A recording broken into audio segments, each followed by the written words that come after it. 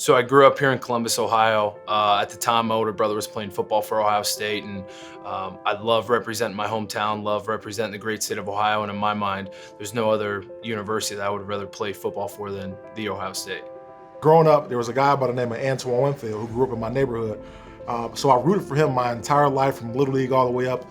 When he chose to go to Ohio State, at that point, it was like, you know what, if I get a scholarship and ever get an opportunity to go to OSU, that's where I'll be heading.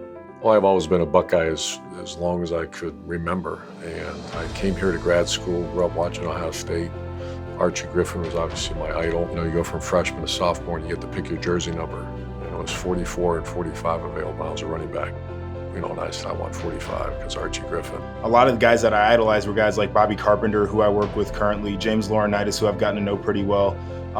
You look at Anthony Schlegel, who coached me when I was in college. He was a strength coach. Terry Glenn and Joey Galloway, Eddie George, and then the defensive side of the ball, like I always kind of want to play linebacker, and you see him, Andy Katzenmoyer in there, and you know, Luke Fickle, who ultimately became my coach, and Mike Vrabel, who's a good friend. I mean, just being able to represent them and the tradition that was before me and after me, it's there's nothing quite like that 150-year tradition that's still building.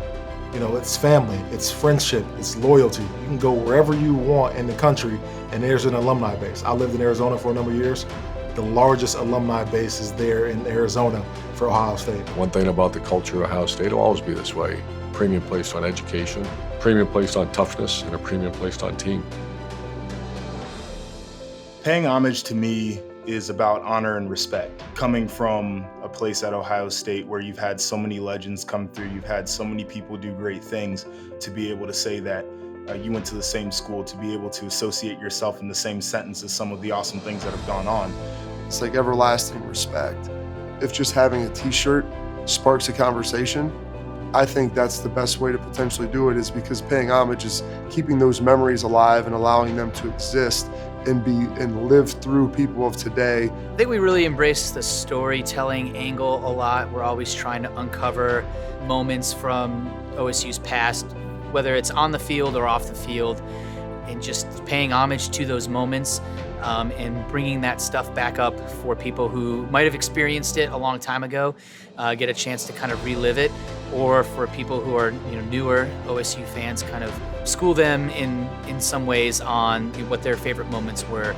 The homage store to me is almost like a museum, and you come in and you see some of the old arcade games, you see the older computer screens, and then you see some of the posters up on the wall, and it's just a throwback, and it's kind of like you're in a time vacuum when you're in there. The way it's laid out, things that it gets you thinking about, there's generally elicits some sort of emotional response. So trying to manage that as you move through the store and see everything, and not just grabbing every single shirt that you like, understanding hey, let's not buy them all. Try to pick some of your favorite ones. It's really a fantastic experience. All the graphics are designed by our graphics team in-house, and I think that kind of just gives an extra layer of authenticity to everything that we do. I connected with someone here and got a couple shirts and loved them, and then represented homage wherever I was in the NFL the next 3 years, and still wear it on game days. But I was really shocked when we went all the way out to Cal Berkeley, and it's an hour before the game. I look up, there's already 30,000 Ohio State fans in that stadium. It just was a reminder of how powerful and how big Ohio State University is, and they always wear their Buckeye gear. I mean, you want to know that you have the fan support, and then when you know you have the fan support in cool gear, that's all the better, because it makes me as a person want to go out and go get the gear that I saw somebody in the stands rocking, and it's just always great to have that camaraderie. And whenever you see somebody, wherever it is in the country, with an Ohio State shirt on, you feel that sense of family.